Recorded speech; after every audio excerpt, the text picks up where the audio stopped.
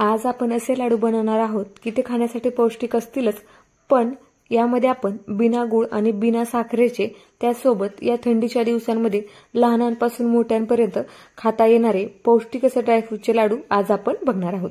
यामध्ये मी साहित्यांचं परफेक्ट असं प्रमाण आणि त्यासोबतच काही महत्त्वाच्या टिप्स दिलेल्या आहेत, ते तुम्ही नक्कीच वापरा आणि पहिल्याच प्रयत्नामध्ये तुम्ही हे अगदी सोप्या पद्धतीने असे ड्रायफ्रूटचे लाडू बनवू शकता। त्यासाठी व्हिडिओ शेवटपर्यंत नक्कीच बघा आणि आपली रेसिपी आवडली असेल तर जास्तीत जास्त लाईक आणि शेअर करा। नमस्कार, अनिक्षाच रेसिपी मराठीमध्ये आपल्या सर्वांचं मनापासून स्वागत आहे।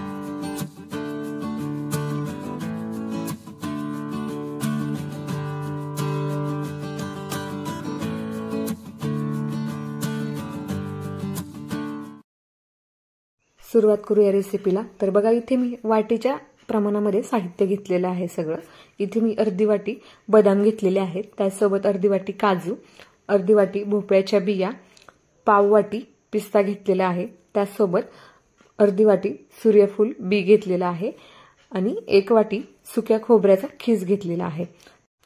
यासोबत बाकीचं साहित्य सुद्धा बघूया। तर बघा, इथे मी पांढरे तीळ घेतलेले आहेत, हे मी 4 ते 5 चमचे घेतलेले आहेत। त्यासोबत 2 चमचे जवस घ्यायचे आणि 2 चमचे आपल्याला मनुके सुद्धा घ्यायच्यात आणि 1 चमचा मोठा इथे मी खसखस घेतलेली आहे। त्यासोबत इथे बघा मी ओली खजूर घेतलेली आहे। ड्रायफ्रूटसाठी आपण जी वाटी घेतली होती त्या वाटीच्या प्रमाणामध्ये इथे मी 3 वाटी साधारणपणे ओला खजूर घेतलेला आहे आणि यातल्या बिया साईडला काढून ठेवलेल्या आहेत। आता सुरुवात करूया। त्यासाठी आपण गॅस चालू करायचा आहे आणि त्यावरती पॅन ठेवायचा आहे। साधारणपणे अर्ध्या मिनिटानंतर इथे पॅन आपला गरम झालेला आहे। आता यामध्ये आपण बदाम घालूयात आणि मीडियम टू लो फ्लेम वरती याला भाजून घ्यायचंय फक्त। यासोबत यामध्ये आपण काजू सुद्धा घालूयात आणि याला सुद्धा व्यवस्थित भाजून घेऊयात।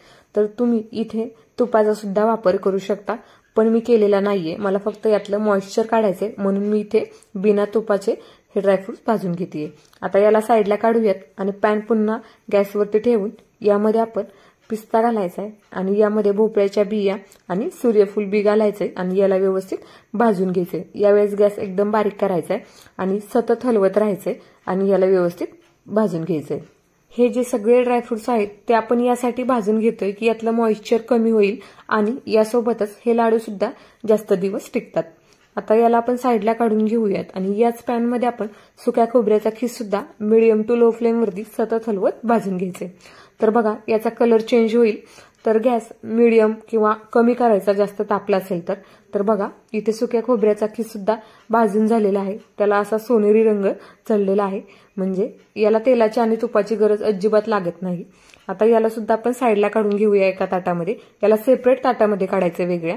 आणि आता पॅन पुन्हा गॅसवरती ठेवायचा आणि यामध्ये आपण पांढरे तीळ, त्यासोबत जवस आणि खसखस आणि मनुके याला मिक्स करून परतून घ्यायचे। तर इथे गॅस कमी करायचा एकदमच, कारण की तीळ लगेचच उडतात आणि सतत हलवत राहायचे आणि यानंतर तीळ आणि जवस उडायला लागले की आपण गॅस बंद करायचा आणि याला साईडला काढून घ्यायचे प्लेटमध्ये। यामध्ये आपण जवस, पांढरे तीळ, मनुके, खसखस, त्यासोबत सुक्या खोबऱ्याचा खीस हे सगळं साहित्य आपण वेगळ्या प्लेटमध्ये काढून घ्यायचे आणि याला थंड करण्यासाठी ठेवायचे आणि आपण याला मिक्सरमध्ये बारीक करून घेणार आहोत। त्याचसोबत बघा, इथे दुसऱ्या प्लेटमध्ये मी काजू, बदाम, मनुके, पिस्ता, सूर्यफुलाच्या बिया, भोपळ्याच्या बिया याला सुद्धा थंड होण्यासाठी ठेवलं होतं। तर 6 ते 7 मिनिटांनी आपल्याला हे सगळं साहित्य मिक्सरला बारीक करून घ्यायचंय। तर बघा, इथे आपलं सगळं साहित्य थंड झालेलं आहे। आता यामध्ये आपण सुक्या खोबऱ्याचा खीस, जवस, तीळ वगैरे ज्या प्लेटमध्ये होतं त्या प्लेटमधलं सगळं साहित्य या भांड्यामध्ये घ्यायचे आणि याला मिक्सरला बारीक करून घ्यायचे। तर बघा, ह्या प्लेटमध्ये आपण हे सगळं साहित्य बारीक केलेलं यामध्ये काढून घेऊयात। यानंतर याच मिक्सरच्या भांड्यामध्ये आपण जे काजू, बदाम भाजले होते ते यामध्ये आपण बारीक करून घेणार आहोत, पण हे आपल्याला जाडसर असे पल्स मोडवरती फिरवून घ्यायचे आहेत। जर तुमच्याकडे चॉपर असेल तर तुम्ही चॉपर मधून सुद्धा याला फिरवून घेऊ शकता। तर बघा, सगळं साहित्य मिक्स करून घ्यायचंय व्यवस्थित। आता यासाठी आपण ओली खजूर वापरणार आहोत। तर बघा, इथे मी साधारणपणे बिया काढून 3 वाटी ओली खजूर घेतलेली आहे। याला आपण बॅच वाईज मिक्सरच्या भांड्यामधून फिरवून घ्यायचं आहे, पण या अगोदरच आपण जे ड्रायफ्रुट्स किंवा जवस वगैरे भाजलेलं होतं ते अगोदर मिक्सरच्या भांड्यामध्ये फिरवून घ्यायचं आणि यानंतरच आपण खजूर वापरायची। तर बघा, इथे आपली खजूर व्यवस्थित बारीक झालेली आहे। आता गॅसवरती आपण पॅन ठेवायचा आहे आणि पॅन गरम झाला की यामध्ये आपण 1 चमचाभर तूप घालायचे, साजूक तूप। तूप गरम झालं की यामध्ये आपण जी मिक्सरला फिरवून घेतलेली ओली खजूर होती ती यामध्ये घालायची आणि या तुपामध्ये परतून घ्यायची।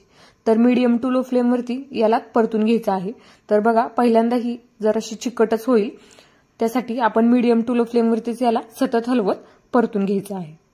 बिना गुळाचे आणि बिना साखरेचे आपण लाडू बनवणार आहोत।